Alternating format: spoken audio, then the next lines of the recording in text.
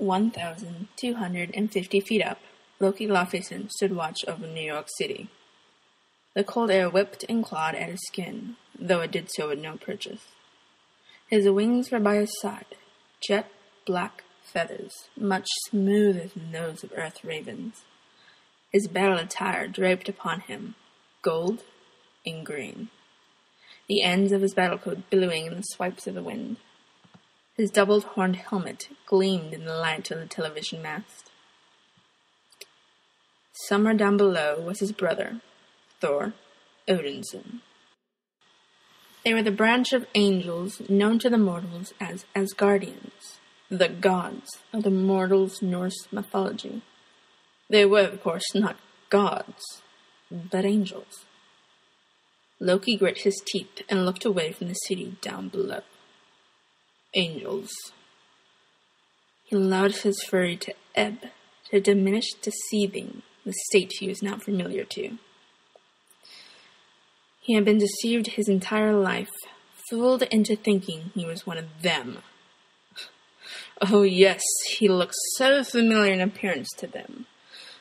But he never would be. Where they were angels, he was a phoenix. He was a creation of the All-God. Yes, but he felt as if he had been misplaced his whole entire life. He had been, in fact. He was beneath angels.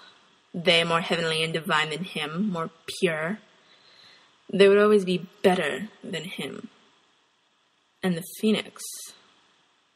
He was too unlike them to be accepted by their kind. He was an outcast by twofold, forever left to live on the double-edged sword.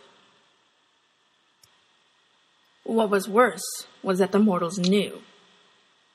By their mythology, he was not Asgardian, but a Jotun, the hateful term, reminding him constantly that he was not like his brother, not like his father, Odin, the Allfather, their entire branch of angels, nor was he like his dear loving mother, Frigga. He shook his head. What needs be done must be done.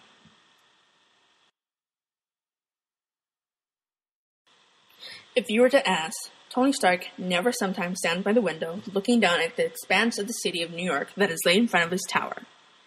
He does not ruminate about everything and anything, especially the shit of a so-called life of his own.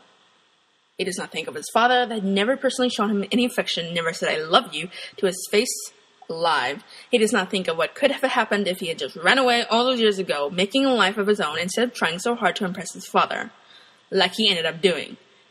He also does not think of how his and Pepper's relationship is turning to shit before their very eyes, despite the fact everyone, including Pepper, thinks it's going wonderfully. Or at least as wonderful as relationship can go with Tony. Though he will, in fact, admit, if not just to himself, then to a limited few, mind you, that he knows his whole life was fucked up. From beginning to now, and even to his death, it will always be a completely fucked up life.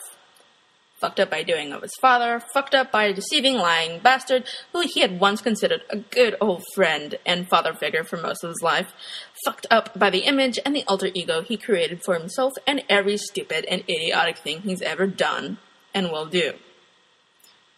He takes another long swing from the bottle of bourbon he's holding. Yep, tonight's going to be a very long night.